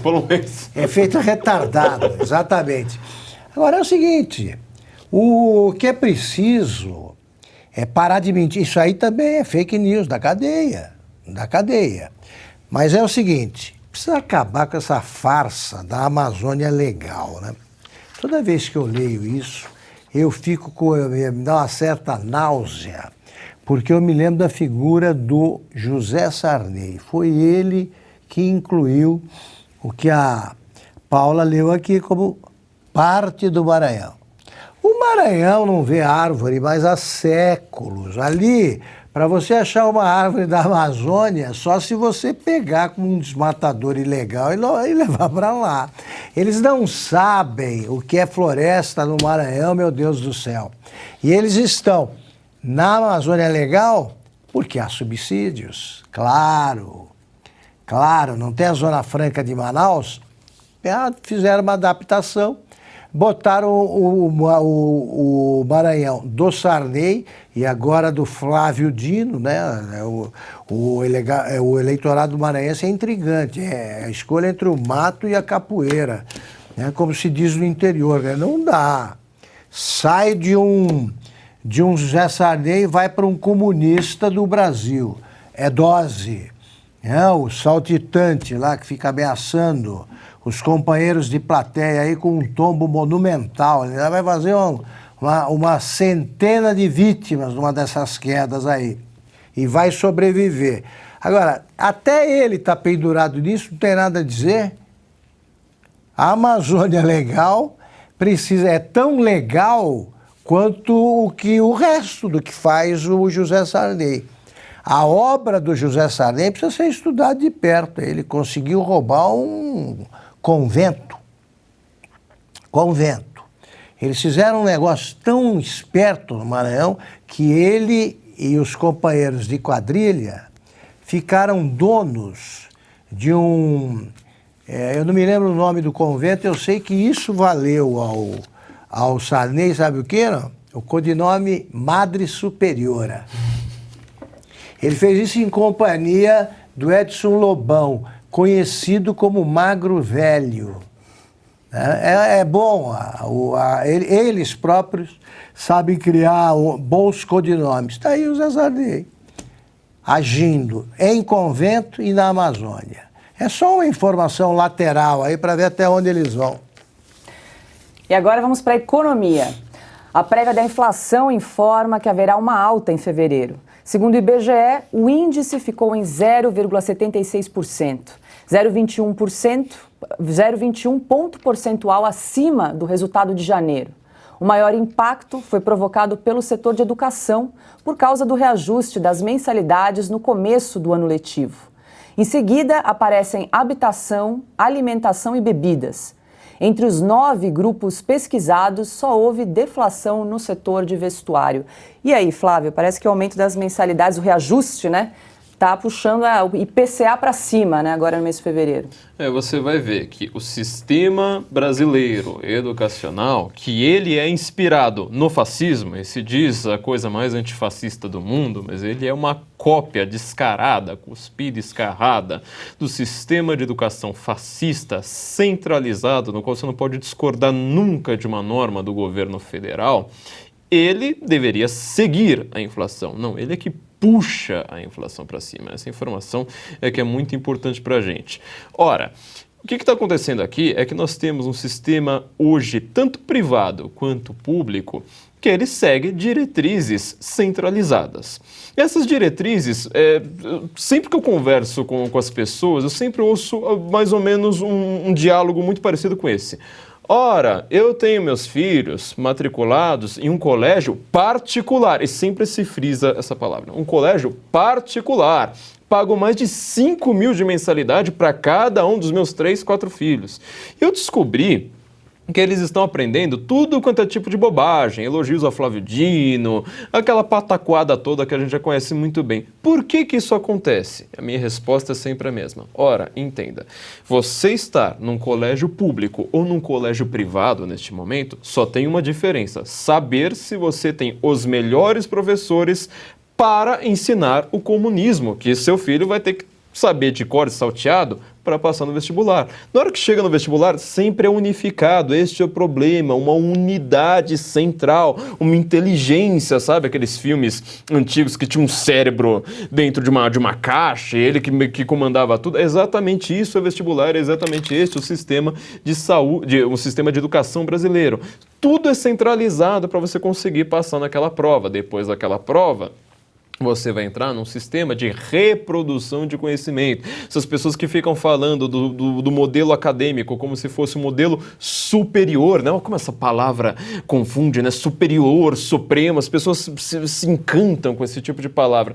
Não, você vai ser simplesmente uma pessoa que vai reproduzir conhecimentos para manter o sistema funcionando. É sempre tudo correndo atrás do próprio rabo. Isso que eu quero dizer é só para você entender que a inflação agora, neste momento, ela deveria ser, esse sistema todo, ele deveria seguir a inflação, mas não, ele está sempre ligado ao Estado. Não importa se é privado, não importa se não importa se você colocou seu filho ali na primeira escolinha que apareceu na frente. Como você está vendo, é agora justamente esse sistema que, inclusive, produziu esse fenômeno brasileiro, jabuticabesco, que a gente tem dificuldade de explicar para os outros, que é a Unisquina, né? Você vai lá, passa 5 anos, gasta uma fortuna, FIES, você vê, apesar de ser particular, o dinheiro também é público, sempre esse esqueminha, e vai procurar os sobrenomes, né, das pessoas envolvidas, você vai descobrir o escândalo das Americanas ali com toda a facilidade, boa parte da mídia, boa parte desses deputados, sabe esses deputados que chegam lá com um monte de relatórios sobre educação, falando super bonitinho, porque eu aprendi em Harvard, como eu sou uma gracinha. Essas pessoas é que deveriam estar cobrando agora, falando, ora, por que a inflação tá sendo puxada pela educação, pela mensalidade das escolas? Não, essas pessoas lucram com a inflação. A inflação no Brasil é uma indústria que você transfere o dinheiro dos pobres para dar para os mais ricos do Brasil e que depois, quando quebram, vão lá e pedem mais uma vez o seu dinheiro. E a confiança do consumidor brasileiro atingiu o menor patamar dos últimos 6 meses. A informação é da Fundação Getúlio Vargas. O índice sofreu uma queda de 1,3 ponto. Ficou em 84,5 pontos. É o menor nível desde agosto de 2022. Para deixar mais claro, o ICC mede a confiança do consumidor quanto à capacidade de compra e expectativa em relação à inflação, ao desemprego e a rendimentos futuros. E aí, Ana, é até compreensível aí esse índice, né, esse patamar depois aí de 2 meses de desgoverno, né? E vai piorar e muito, né? E numa velocidade impressionante. A velocidade a gente pode medir se olharmos exatamente um ano atrás, há um ano, em fevereiro de 2022, o ministro da Economia mesmo, o ministro técnico Paulo Guedes, ele deu uma entrevista no finalzinho de fevereiro, se eu não me engano, foi por essa época, 23, 24 de fevereiro, dizendo que o mundo ia errar os números do Brasil, da inflação do Brasil, para cima, porque os números seriam para baixo, que o Brasil estava fadado ao crescimento, que o Brasil ia sair da pandemia mais forte do que países fortes, economias fortes, como Estados Unidos, Alemanha, França, Inglaterra, Canadá. E muita gente riu do ministro Paulo Guedes na época. E aí chegou junho, chegou julho, os números do Brasil foram impressionantes. O Brasil, né, numa recuperação histórica, né, comparada com grandes nações, grandes potências econômicas, como os Estados Unidos, por exemplo.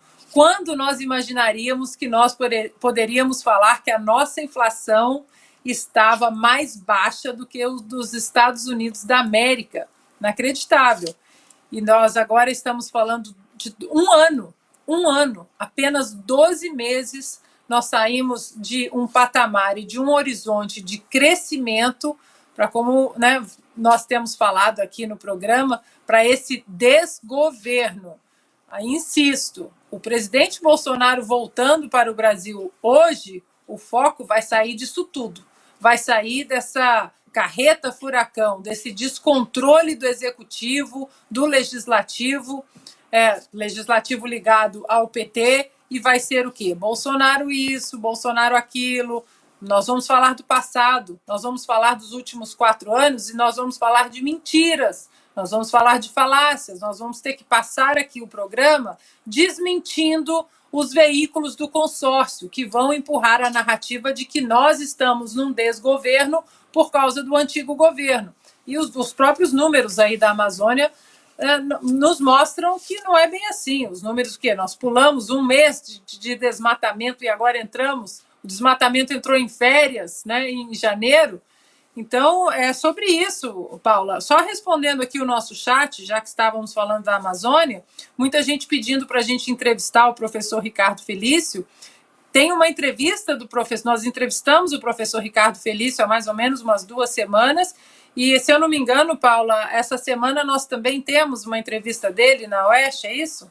Isso, Ana, faz parte da reportagem de capa. O Edilson Salgueiro entrevistou o Ricardo Felício para a matéria sobre a tragédia no litoral norte, questionando essa questão aí de mudanças climáticas, teriam alguma relação aí com as chuvas, né?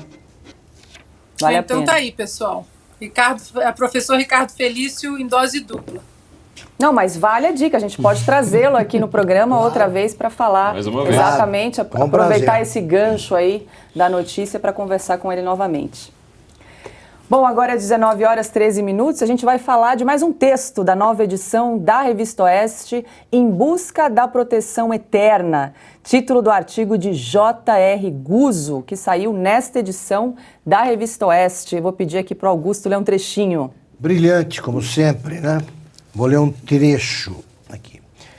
Lula sentiu na pele o que significa um Brasil onde os governantes têm de responder pelos atos que praticam. Não gostou nem um pouco da experiência. No seu caso, o que fez lhe rendeu 20 meses de cadeia fechada em Curitiba e só foi salvo pela monumental campanha para destruir por completo a Lava Jato, que ameaçava a todos, dentro e fora da política, e tinha se tornado o maior perigo da história para os que sempre mandaram no Brasil. Acabar com o combate à corrupção tornou-se a causa número 1 da vida pública deste país. Por conta disso, tiraram Lula da prisão e até devolveram a ele a presidência da República. Agora, sua estratégia é manter a situação que tem. Lula não quer, nunca mais na vida, estar de novo numa situação na qual terá de responder perante a lei por sua conduta. É aí e em nenhum outro lugar que está o coração do problema todo. O ideal para Lula seria ser presidente vitalício, como os seus ídolos que controlam as ditaduras da Venezuela ou da Nicarágua.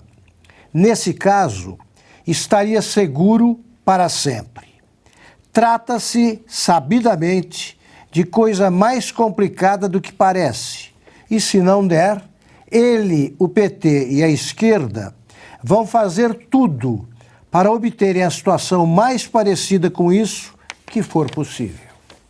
Tá, então, exibindo na tela artigo de J.R. Guzzo, que você confere nesta edição. Lembrando a você que ainda não é assinante, esse é um texto exclusivo para quem assina a Revista Oeste. Então, convido você a conhecer o nosso trabalho dos nossos jornalistas independentes. É só entrar revistaoeste.com/assine ou então apontar a câmera do seu celular para esse QR Code aqui ao ladinho. Passo a passo rápido para você também se tornar um assinante e conferir texto de J.R. Guzzo, Augusto Nunes, Flávio Morgan, que a gente vai comentar agora, Ana Paula Henke, um timaço de jornalistas que você encontra reunido na Revista Oeste. E só mais uma informação, a Ana lembrou do Ricardo Felício, da entrevista que nós realizamos aqui no programa Oeste Sem Filtro. Ele também deu uma entrevista para a reportagem de capa desta semana e também participou do podcast, do nosso querido Dagomir Marquesi, do Oestecast. Foi em 10 de setembro de 2022. Você pode recuperar essa entrevista na nossa plataforma, no canal da Revista Oeste no YouTube. Ele conversou aí por mais de 1 hora, foi um super bate-papo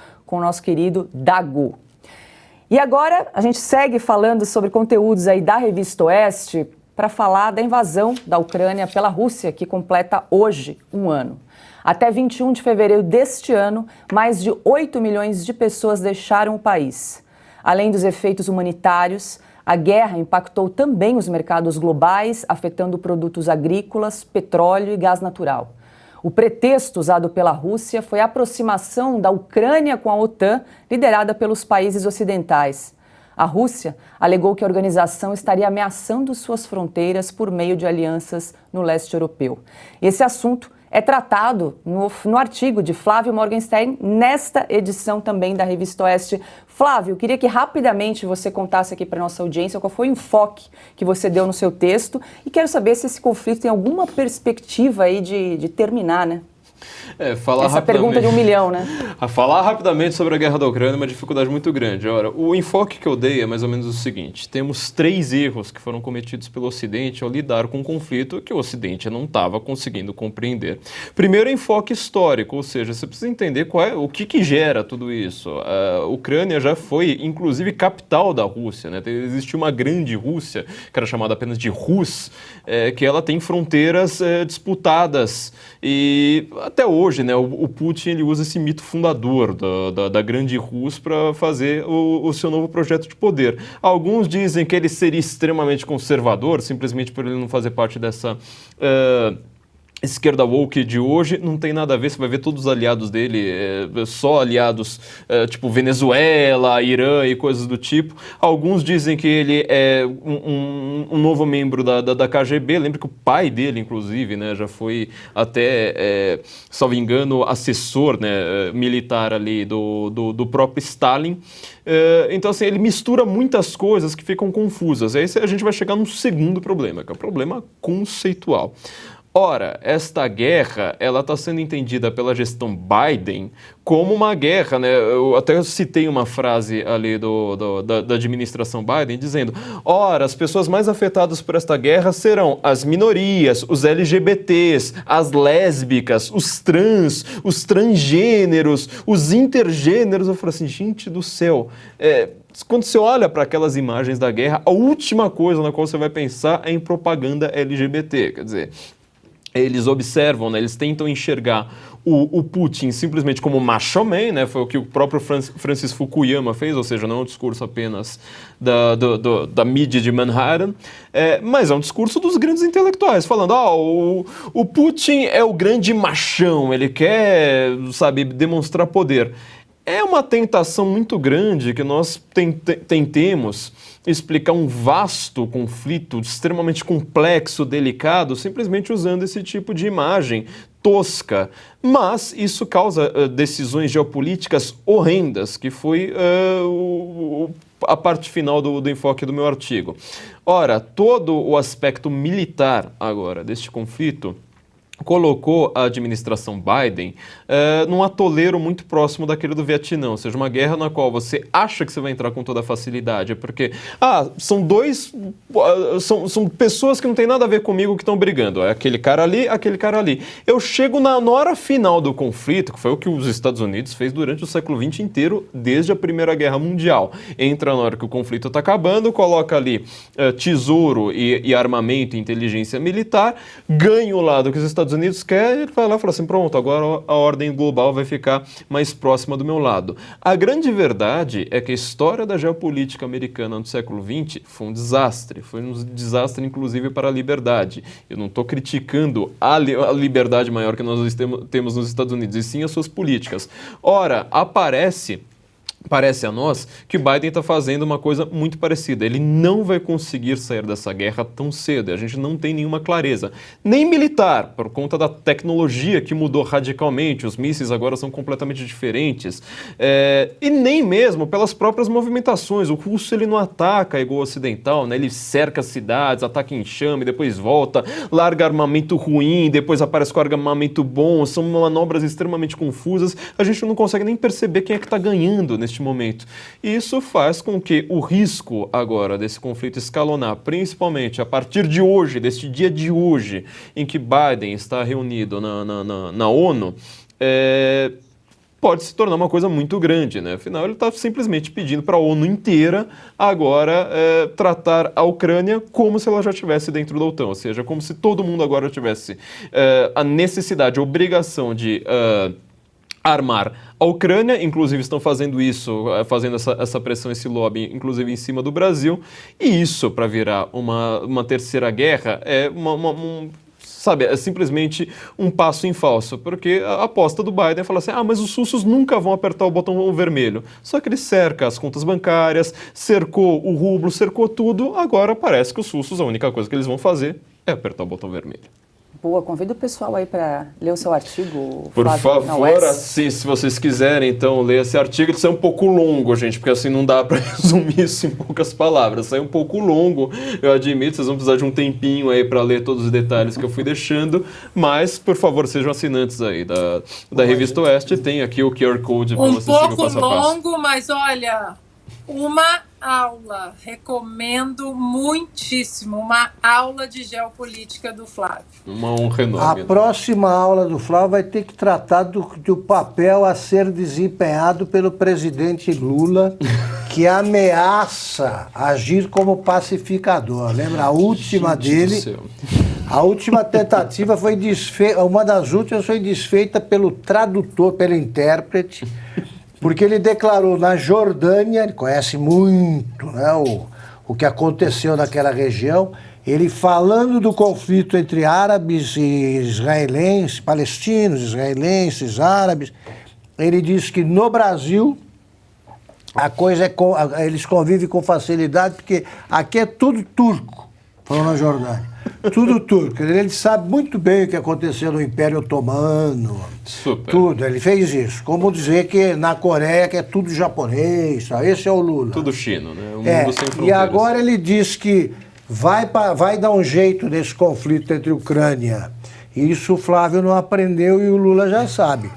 A Ucrânia e a Rússia, partindo da seguinte premissa: quando um não quer, dois não brigam. Não é uma sábia, um sábio ponto de partida para o desastre. Sabe o que eu acho pior, Augusto? Mas tem um outro detalhe, Augusto. Se brigarem, o Lula disse que senta numa mesa, abre uma cerveja e resolve o problema. E pior que ele fala isso a sério. Agora, sabe uma coisa que eu acho terrível bárbara, nisso aí? O caso da Jordânia é muito claro. A Jordânia, para quem não sabe, é um dos países mais importantes do Oriente Médio, justamente por ser um país neutro. Exato. Ter uma necessidade de um país geograficamente próximo de você que seja neutro é muito importante. A Jordânia, ela evitou muitas guerras, porque tá todo mundo ali se matando. A mesma coisa com a Suíça na Europa, né? E o intérprete evitou traduzir, salvou também. Exato.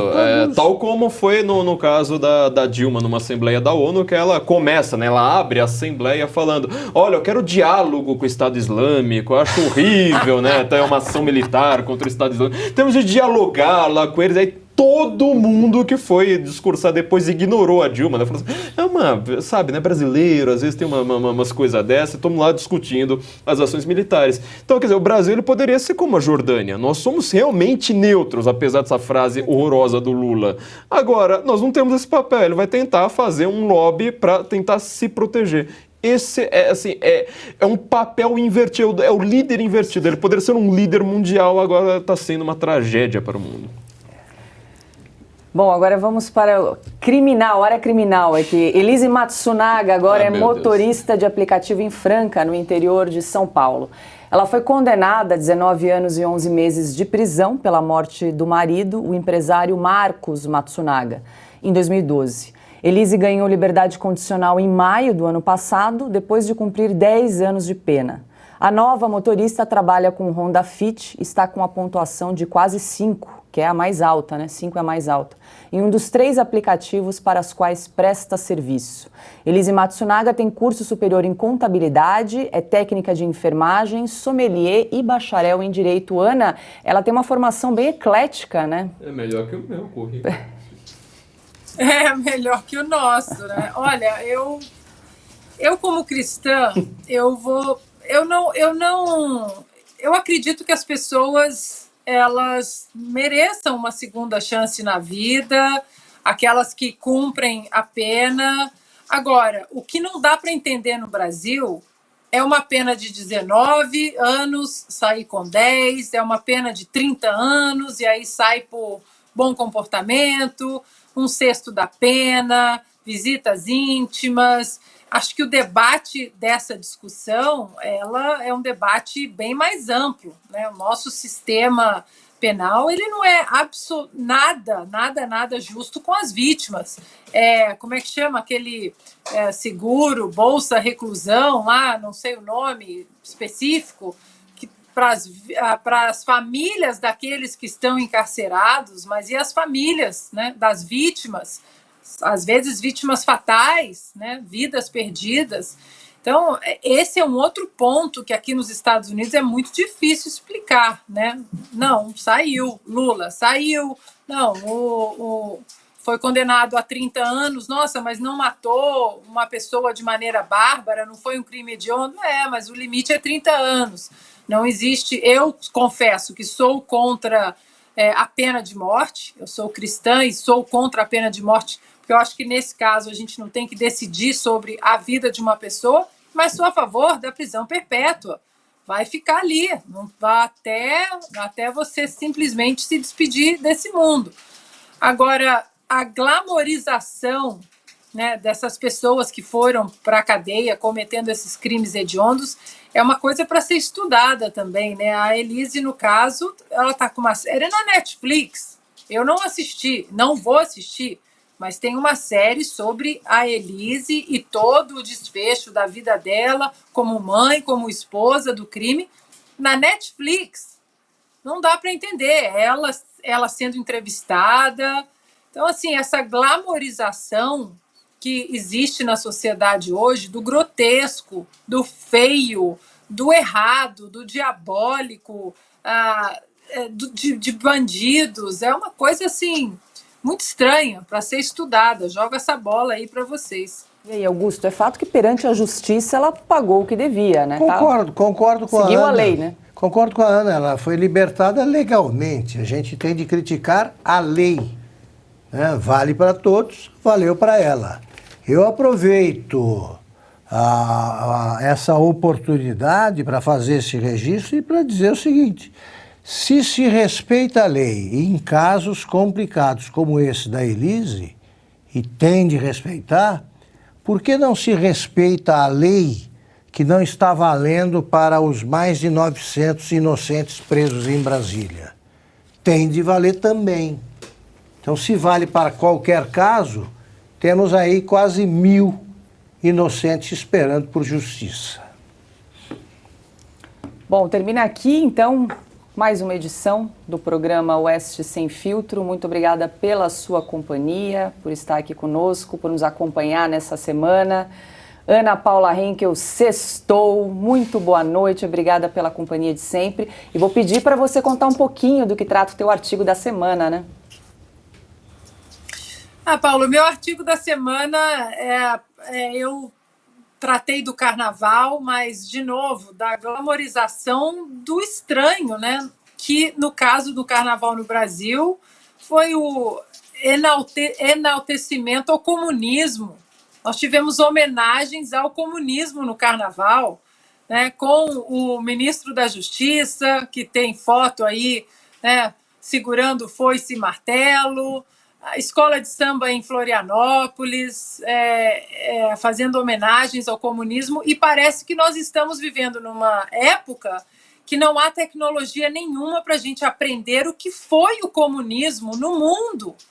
Né? Em 2017, foram o aniversário aí de 100 anos, né, da Revolução Bolchevique, e a gente não aprendeu que o comunismo matou mais de 110 milhões de pessoas no mundo e que ele vem se travestindo de bondade, porque o comunismo, através das páginas da história, o Flávio pode falar até melhor do que eu, ele coloca aí a roupa da bondade, da justiça e vai se adequando às situações de cada época. Então é preciso que nós sentemos com os nossos filhos, sobrinhos, netos, e que nós mostremos em imagens o que o comunismo fez com o mundo, com as pessoas, com os países, pobreza, opressão, censura, morte. Então, aproveitem o final de semana, peguem uma série aí boa da Netflix sobre o comunismo, sobre os tentáculos nefastos desse regime e tantos personagens aí diabólicos, como muito bem colocou Ronald Reagan, né? O império do mal, esse é o nome correto do comunismo. Então é isso, aproveitem a família, muito bom estar aqui com você, Paula, mais uma semana, mestre Augusto Nunes, Flávio, para a nossa audiência, bom descanso e até segunda-feira. Flávio Morgan, muito boa noite, um prazer estar com você aqui na bancada do Oeste Sem Filtro. Venha sempre. Muito obrigado, chefa. Sempre um orgulho. O que é muito legal de estar no Oeste é que nós estamos cercados pelos melhores jornalistas do Brasil, sempre. Eu iria terminar fazendo até uma piadinha, só que agora, depois do que a Ana falou, eu percebi que é muito sério, né? Eu iria dizer que a Elise, ela continuaria na cadeia se ela tivesse divulgado fake news no Zap, né? Se ela tivesse encaminhado ali uma fake news, aí ela estaria na cadeia, não iria nem conseguir falar com o advogado, não iria ter acesso aos autos, não iria saber de nada. Mas, ora, depois do que a Ana falou, a gente tem que lembrar que o comunismo, os maiores crimes contra a humanidade, eles começaram exatamente assim, prendendo as pessoas, criticando-as como se elas fossem inimigas do regime, porque elas divulgaram alguma coisinha, escreveram um panfletinho. Agora, quem retalha, quem comete assassinatos brutais, aí está sempre na amizade. Isso é uma coisa muito triste. Queria deixar, então, meu abraço aqui para toda a nossa audiência, agradecer Paula, Ana Paula, Mestre Augusto, que todos tenham, então, um excelente final de semana. Augusto Nunes, você que chegou direto do Carnaval de Taquaritinga. Aqui lá não tem esse negócio de enaltecer comunismo, não. Ali é todas as músicas a nossa semana politicamente incorretas são cantadas. E dá uma palhinha do seu artigo, a segunda parte das primeiras damas, o que temos? Maravilha. Eu terminei eu fiz recapitulei aí poucas linhas a história de cada primeira dama no Brasil, e nesse segundo artigo eu dei o merecido destaque à nossa Janja. Acho que vale a pena ver como é que é, porque ela substitui. Ela vem depois de uma primeira dama e depois de uma segunda dama, Rosemary Noronha, e agora está aí. O Augusto está inspirado no carnaval ali, ó. Coloca de novo, produção, por favor, o artigo do Augusto.